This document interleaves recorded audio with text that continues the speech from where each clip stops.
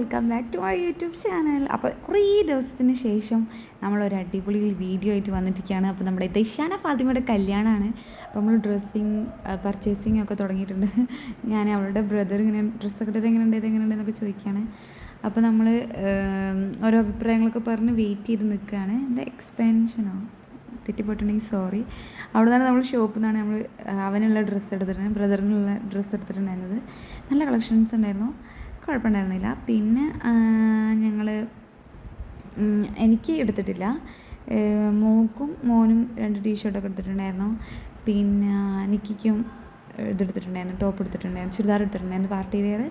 പിന്നെ അല്ലാണ്ട് ഗൗണിനുള്ള മെറ്റീരിയൽ, പിന്നെ ഷാനക്ക് അല്ലാണ്ട് ഷോൾ ചെയ്യാനുള്ളതൊക്കെ ചെയ്തിട്ടുണ്ടായിരുന്നു കേട്ടോ. അപ്പോൾ അവിടെ നിന്ന് മക്കൾക്കുള്ളൊന്നുമില്ല, വലിയൊരു കളക്ഷൻസ് ആയിരുന്നു അവിടെ ഉണ്ടായിരുന്നത്. പിന്നെ ഞങ്ങൾ കുട്ടിക്ക് വേണ്ടിയിട്ട് കുട്ടികൾക്ക് എടുക്കാൻ വേണ്ടി വേറെ ഷോപ്പ് കയറി. അവിടെ നിന്ന് ഉള്ള കുറച്ച് ക്ലിപ്സാണ്. ഞാൻ മോൻ ഇവിടെ നിന്നൊന്നുമില്ല എടുത്തത്, ഞാൻ ഈസി ബൈ നിന്ന് എടുത്തത്. നമ്മളിപ്പോൾ ഉള്ളത് പേരാമ്പ്രയാണ്. നമ്മൾ കല്യാണം നടക്കുന്നത് കോഴിക്കോടാണ്. നമ്മൾ വയനാട്ടിൽ നിന്ന് വന്നിരിക്കുകയാണ്. നമ്മൾ വന്നത് 22-ാം തീയതി കേട്ടോ. ഇപ്പോൾ 2 ദിവസമായി എത്തിയിട്ട്. അപ്പോൾ ഇന്ന് ഇതാണ് മോക്ക് ഞങ്ങൾ ഡ്രസ്സ് എടുത്തത്. നല്ല ഡ്രസ്സായിരുന്നു കേട്ടോ.